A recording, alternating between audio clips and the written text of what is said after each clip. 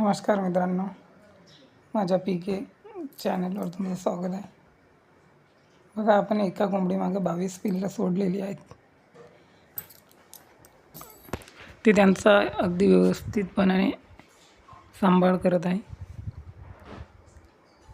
तुम्ही पण असेच 2 कोंबडी मागची पिल्लं एका कोंबडीच्या जवळ सोडून एक कोंबडी परत तुम्ही अंड्यावर येण्यासाठी मोकळी करू शकता आणि एकाच कोंबडीमागे 2 कोंबडीचे पिल्ले ठेवू शकता.